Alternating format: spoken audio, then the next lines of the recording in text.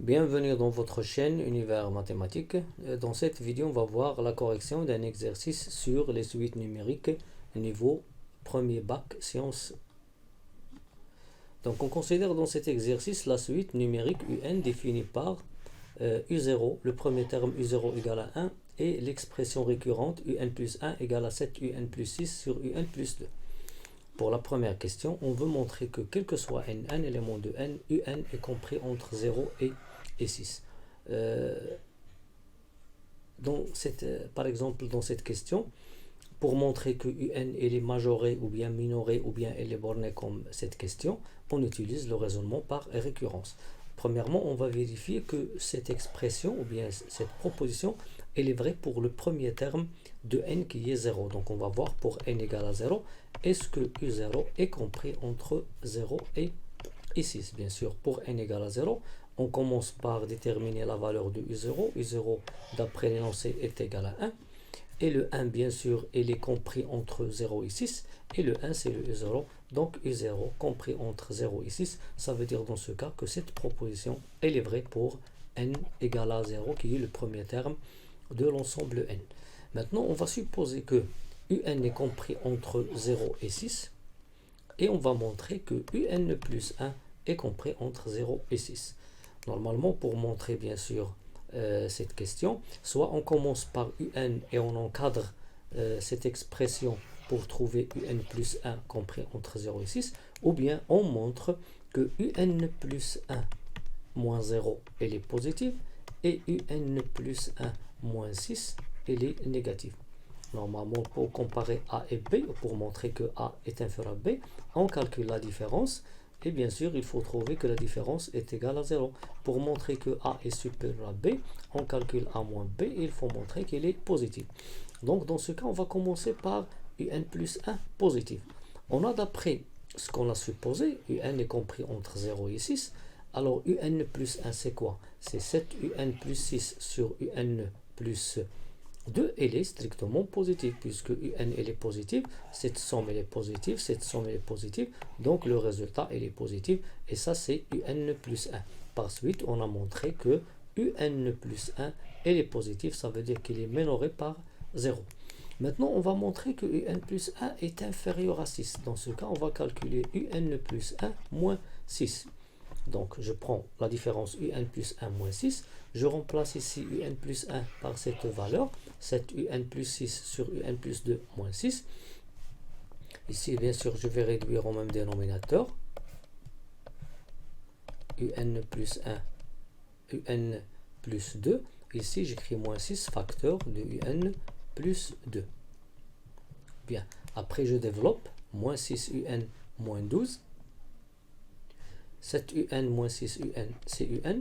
Plus 6 moins 12, c'est moins 6 sur un plus 2. Reste maintenant à déterminer le signe de cette expression. Et on remarque, puisqu'on veut montrer que un plus 1 est inférieur à 6, ça veut dire que cette différence doit être strictement négative. Normalement, on a supposé que un est compris entre 0 et 6. Ça veut dire que un plus 2, il est compris entre 2 et 8. Donc, il est strictement positif. Et puisque un il est compris entre 0 et 6, un est inférieur à 6, ça veut dire que cette différence elle est négative. Donc le haut il est négatif, le bas il est positif, donc le résultat il est négatif. Donc on remarque que ce résultat qu'on a trouvé est négatif. Pourquoi? Parce que un est compris entre 0 et 6, ce qu'on a supposé. Maintenant, d'après le fait que le signe il est négatif, je peux déduire maintenant que un plus 1 moins 6 elle est négative, ça veut dire que un plus 1 est inférieur à 6, et par suite un plus 1 il est compris entre 0 et 6, c'est-à-dire on a montré premièrement que un plus 1 elle est positive et un plus 1 est inférieur à 6 en utilisant bien sûr ce qu'on a supposé que un est compris entre 0 et 6. Par suite, quel que soit un élément de n, un est compris entre 0 et 6.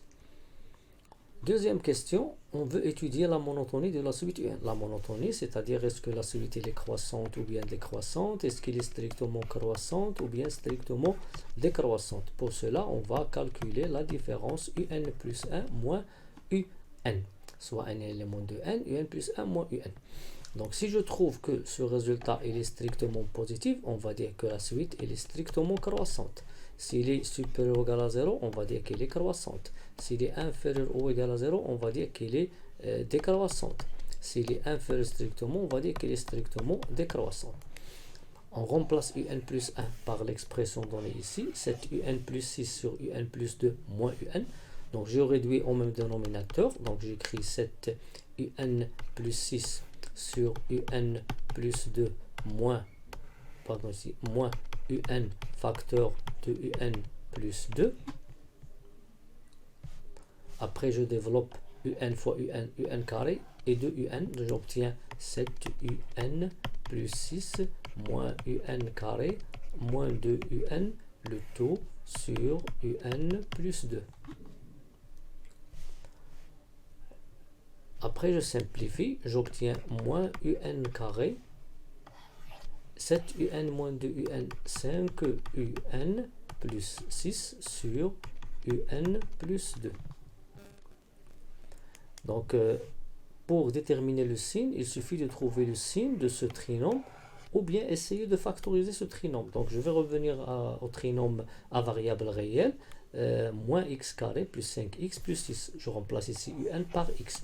Donc ce trinôme, pour déterminer le signe de ce trinôme, je vais déterminer les racines de ce trinôme. Donc je calcule delta. Delta c'est quoi? C'est 5 carré moins 4 fois moins 1 fois 6. Le résultat c'est 49. Alors les racines sont x1 qui est égal à moins 1, x2 qui est égal à 6. Donc moins 5 plus racine 49 sur moins 2, moins 5 moins racine 49 sur moins 2. Donc le résultat c'est moins 1 et 6. Donc il y a deux façons maintenant de déterminer le signe de cette différence. Donc la différence un plus 1 moins un, elle est égale à cette expression. Maintenant dans cette réponse, je vais essayer de factoriser. Lorsque j'ai un trinôme sous la forme ax carré plus bx plus c et ce trinôme il a deux racines, alors on factorise premièrement par ce coefficient là et j'écris x moins x1 x moins x2. Donc ici j'ai un moins, donc on va écrire un moins ici, facteur de x moins la première solution, x moins la deuxième. La première solution c'est le 6, donc j'écris moins 6, la deuxième c'est moins 1, donc j'écris plus 1. Bien, donc moins x plus 1, x moins 6. Donc j'applique ce que j'ai écrit ici à ce trinôme là en remplaçant le x par le un. Donc on a un plus 1 moins un est égal à cette expression. Donc maintenant je garde un plus 1 plus un plus 2. Et pour ce trinôme, je vais essayer d'écrire sous la forme moins un plus 1 facteur de un moins 6. Maintenant, j'ai bien sûr trois facteurs, le premier, le deuxième et le troisième, pour déterminer maintenant le signe. Donc j'ai bien sûr, on a déjà vu dans la première question que un il est compris entre 0 et 6. Ça veut dire que cette somme elle est positive. Cette somme elle est positive et pour un inférieur à 6 cette différence elle est négative avec le moins. Donc on a deux termes qui sont deux facteurs positifs, deux facteurs négatifs, donc le résultat il est strictement positif. Donc on a quel que soit un élément de n, un est compris entre 0 et 6, qu'on a montré dans la première question. Alors un plus 1 il est positif puisqu'il est compris entre 1 et 7, un plus 2 il est positif puisqu'il est compris entre 2 et 8, et un moins 6 il est négatif puisque un est inférieur à 6. Maintenant un plus 1 moins un il est strictement positif. Pourquoi? Parce que ce terme ce facteur il est positif, l'autre positif, celui-là est négatif, et le moins on obtient bien sûr un résultat qui est strictement positif. Et puisque le résultat est strictement positif, alors un est une suite strictement croissante. Je peux de même essayer d'utiliser le tableau de signes sans essayer de factoriser. Si je prends par exemple x, moins l'infini plus l'infini, les racines sont moins 1 et 6. On sait bien sûr que entre les racines, on prend le signe contraire de a. Donc ici, je prends plus, ici moins, ici moins. Puisque un plus 1 moins un, il s'écrit sous cette forme, bien sûr, on peut déterminer le signe d'après ce tableau, mais puisque UN est compris entre 0 et 6, bien sûr le 0 il se trouve ici, donc on remarque ici que entre 0 et 6, le x, si x est compris entre 0 et 6, le trinôme il est positif, et bien sûr on a trouvé que le trinôme ici il est positif. Donc je peux déduire le signe en utilisant la factorisation, et de même je peux déterminer le signe en utilisant le tableau de signes du trinôme. Autre question, on considère la suite Vn, qui est la suite définie par Vn égale à Un-6 sur Un plus 1 pour tout n élément de n. La première question, on veut montrer que Vn est une suite géométrique en déterminant sa raison et son premier terme. Donc pour montrer qu'une suite est géométrique, c'est très simple, on commence par Vn plus 1 et on essaye de trouver Q fois Vn, avec Q c'est la raison qu'on cherche. Soit n un élément de n, Vn plus 1 commence par Vn plus 1. Donc c'est quoi Vn plus 1? Vn plus 1 d'après cette égalité, c'est Un plus 1 moins 6 sur Un plus 1 plus 1. Je remplace Un plus 1 en haut et en bas par cette expression, 7 Un plus 6 sur Un plus 2. Maintenant je vais réduire au même dénominateur. En haut je vais trouver 7 Un plus 6. Ici je multiplie moins 6 Un moins 12, et en bas, bien sûr, le tout sur Un plus 2. Et pour réduire au dénominateur cette somme, je vais écrire 7 Un plus 6. 1 fois Un, ça donne Un. 1 fois 2, ça donne 2 sur Un plus 2. Maintenant, je simplifie. En haut, j'obtiens 7 Un moins 6 Un, c'est Un. Plus 6 moins 12, c'est moins 6. En bas, 7 Un plus Un, c'est 8 Un. Et 6 plus 8, 6 plus 2, ça donne 8. Et je simplifie par Un plus 2, Un plus 2. Bien, ce qu'on cherche, c'est de trouver, bien sûr, Vn. Et c'est quoi Vn? C'est Un moins 6 sur Un plus 1. On remarque ici qu'au numérateur, on a obtenu Un moins 6. Au dénominateur, pour trouver Un plus 1, il suffit de factoriser par 8. Donc, je peux écrire Un moins 6 sur 8 facteur de Un plus 1. Je peux l'écrire 1 huitième Un moins 6 sur Un plus 1. Et bien sûr, je peux maintenant remplacer cette expression-là par Vn. Et je trouve maintenant 1 huitième Vn. Donc, puisque quel que soit un élément de n, Vn plus 1 égale à 1 huitième Vn, alors la suite Vn est une suite géométrique de raison Q qui est égale à 1 huitième. Reste maintenant à déterminer le premier terme. Donc le premier terme de V est le premier terme de U. Pourquoi? Parce que ici on a n, les mêmes indices, n. Et le premier terme de U c'est le U0, alors le premier terme de V est V0. On calcule V0. V0 c'est quoi? C'est U0 moins 6 sur U0 plus 1. Je remplace ici par U0 par 1. On écrit 1 moins 5, 1 plus 1. Donc on obtient 1 moins 6, 1 plus 1. Et on obtient moins 5 demi. Donc la suite maintenant Vn est une suite géométrique de raison Q est égale à 1 huitième et de premier terme V0 qui est égal à moins 5 demi. Autre question. Question B. Déterminer Vn et Un en fonction de n. Donc, pour déterminer Vn en fonction de n, on sait que Vn est une suite géométrique de raison Q qui est égale à 1 huitième et de premier terme V0 moins 5 demi. Donc, alors, pour tout n, un élément de n, Vn égale à V0, puisque c'est le premier terme, fois Q à la puissance n. Et je peux maintenant remplacer V0 par moins 5 demi et remplacer Q par 1 huitième. Et j'obtiens, quel que soit n, Vn égale à moins 5 demi fois 1 huitième à la puissance n. Ça, c'est l'écriture de Vn en fonction de n. Pour écrire Un en fonction de n, Un il n'est ni géométrique ni arithmétique. Par suite, comment déterminer son écriture en fonction de n? On va essayer de l'écrire en fonction de Vn. Et pour l'écrire en fonction de Vn, on va revenir à cette égalité. Donc Vn égale à Un moins 6 sur Un plus 1. Ici, dans cette égalité, on a Vn en fonction de Un. Et on va inverser le rôle et trouver Un en fonction de Vn. Donc dans ce cas, on va commencer par le produit en croix. Vn facteur de Un plus 1 égale à Un moins 6. Je développe Vn fois Un plus Vn égale à Un moins 6. Après, je vais garder les termes qui contiennent Vun. Donc, je garde Vn Un à gauche et je déplace Un à gauche. Je déplace maintenant Vn à droite. J'obtiens Vn Un moins Un égale à moins Vn moins 6. Je factorise ici par le facteur commun Un et j'obtiens Un facteur de Vn moins 1 égale à moins Vn moins 6. Et je divise bien sûr par Vn moins 1. Je trouve Un égale à moins Vn moins 6 sur Vn moins 1, que je peux l'écrire sous la forme, par exemple, Vn plus 6 sur 1 moins Vn.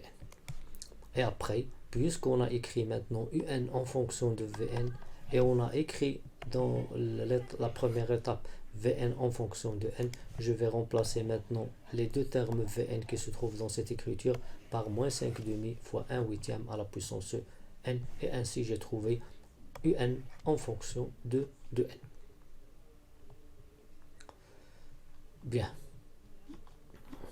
On passe à une autre question. 4a, on veut montrer que quel que soit un élément de n, la valeur absolue de Un plus 1 moins 6 est inférieure strictement à 1 demi la valeur absolue de n moins 6.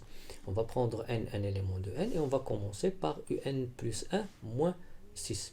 Donc on a déjà vu que Un, on a déjà traité lorsqu'on a voulu montrer que Un est compris entre 0 et 6. On a utilisé le raisonnement par récurrence et on a utilisé la différence Un plus 1 moins 6. On l'a déjà simplifié. On a trouvé Un moins 6 sur Un plus 2. Donc on va utiliser ce résultat sans refaire de calcul une autre fois. Donc, on va passer à la valeur absolue de Un plus 1 moins 6. Donc, la valeur absolue de Un plus 1 moins 6, c'est la valeur absolue de cette fraction. Un moins 6 sur Un plus 2. Bien. Et cette fraction, c'est quoi? Bien sûr, nous, on veut garder Un moins 6 qui est en haut et essayer d'éliminer le Un plus 2 en bas. Donc, on va l'écrire, cette fraction, sous la forme 1 sur Un plus 2 fois Un moins 6. Après, on sait que la valeur absolue de A fois B, elle est égale à la valeur absolue de A fois la valeur absolue de B. Donc ça, il nous donne la valeur absolue de 1 sur Un plus 2 fois la valeur absolue de Un moins 6. Bien. Maintenant, on va essayer de voir, déterminer un majoron de 1 sur Un plus, de la valeur absolue de 1 sur Un plus 2. Ou bien essayer de borner 1 sur Un plus 2. Pour cela, on va bien sûr utiliser le fait que Un il est compris entre 0 et 6 et encadrer 1 sur Un plus 2. On a déjà montré d'après la première question, que Un est compris entre 0 et 6. Donc pour encadrer 1 sur Un plus 2, on va ajouter premièrement le 2. Lorsque j'ajoute le 2 ici, je vais trouver 2 et 8. Bien, Un plus 2 compris entre 2 et 8. Donc je prends l'inverse. L'inverse, il est compris maintenant entre 1 huitième et 1 demi. 1 huitième et 1 demi. Et bien sûr, la valeur absolue de 1 demi, elle est supérieure à la valeur absolue de 1 huitième. Par suite, la valeur absolue de 1 sur Un plus 2, elle est inférieure à 1 demi. Ou bien je peux ici minorer 1 huitième par moins 1 demi. Et lorsque un réel il est compris entre moins R et R, sa valeur absolue elle est inférieure à R. Donc puisque cette expression il est compris entre moins 1 demi et 1 demi, alors la valeur absolue de 1 sur Un plus 2 elle est inférieure à 1 demi. Bien, donc on va revenir maintenant à cette expression. Donc puisque cette valeur absolue elle est inférieure à 1 demi, alors cette valeur absolue il est inférieur à 1 demi fois la valeur absolue de n moins 6. Donc, puisque pour bien sûr le montrer très bien, on va commencer par Un plus Un moins 6. Pardon, on va commencer premièrement par 1 sur la valeur absolue de Un. La valeur absolue a montré qu'elle est inférieure à 1 demi. Si je multiplie cette valeur absolue par par un moins 6, je multiplie aussi l'autre membre 1 demi par un, la valeur absolue de un moins 6, puisque cette valeur absolue elle est positive, donc on ne change pas l'ordre, on ne change pas bien sûr ce symbole là. Par suite, 1 sur la valeur absolue de 1 sur un plus 2 fois la valeur absolue de un moins 6, il est inférieur à 1 demi la valeur absolue de un moins 6. Donc on a montré que quel que soit un élément de n, cette valeur absolue elle est inférieure à 1 demi fois la valeur absolue. Question 4b. On veut déduire que quel que soit un élément de n, un moins 6, il est inférieur à 5 fois 1 demi à la puissance n.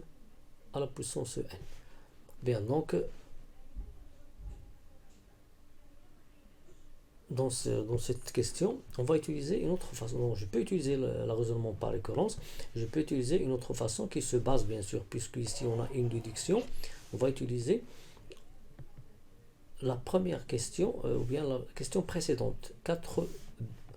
On a montré que la valeur absolue de un plus 1 moins 6, elle est inférieure à 1 demi fois la valeur absolue de un moins 6. Et puisque ici je vais essayer de montrer que la valeur absolue de n moins 6 est inférieure à 5 fois 1 demi à la puissance n, on va commencer par n. Donc on a déjà montré cette inégalité dans la question 4a. Donc maintenant, si je commence par un, on va écrire un moins 6 en valeur absolue, il est inférieur à 1 demi fois un moins 1. Ici j'ai n plus 1, ici n, donc je retranche 1, donc n, j'écris n moins 1, valeur absolue moins 6. Ça, c'est la première inégalité. Donc je passe à l'autre. Si je prends par exemple maintenant un, la valeur absolue de un moins 1 moins 6. Il est inférieur maintenant à 1 demi. D'après cette égalité, j'écris ici n moins 1, je retranche 1, j'écris ici n moins 2. Donc la valeur absolue de un moins 2 moins 6.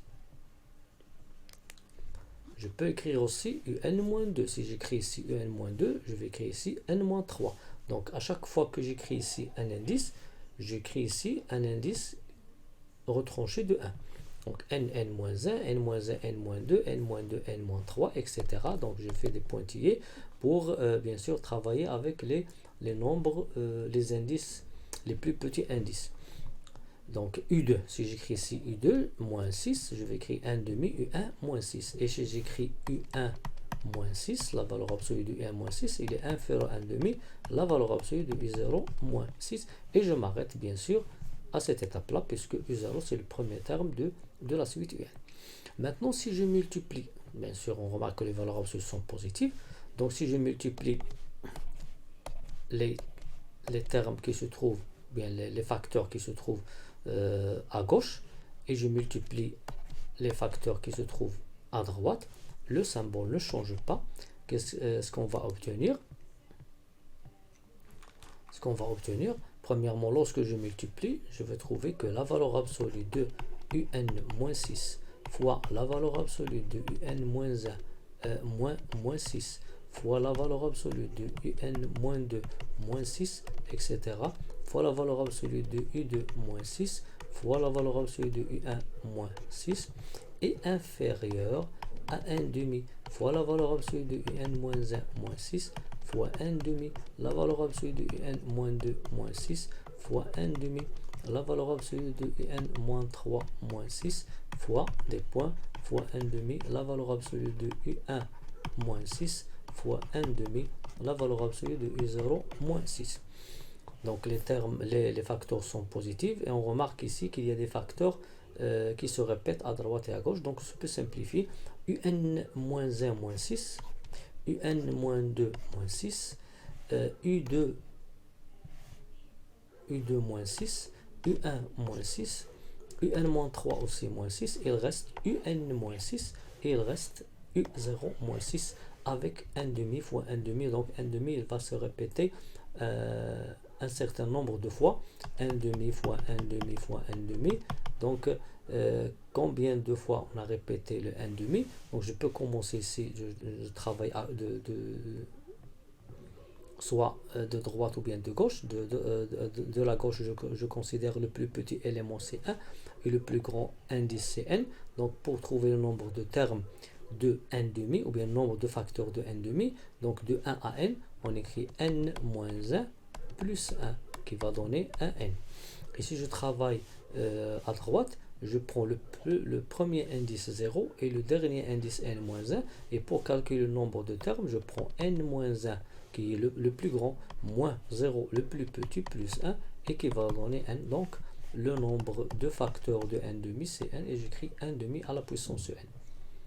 Donc ici on va voir que lorsque je simplifie, je trouve seulement, il reste seulement le terme un-6, ici il reste u0-6, et n demi fois n demi, un certain nombre de fois qui est n fois, donc j'écris un-6 inférieur à n demi à la puissance n fois 1-6. 1-6 en valeur absolue, c'est la valeur absolue de moins 5 qui est égale à 5. Par suite, un-6 est inférieur à 5 fois n demi à la puissance n. Donc j'ai trouvé bien sûr le résultat demandé.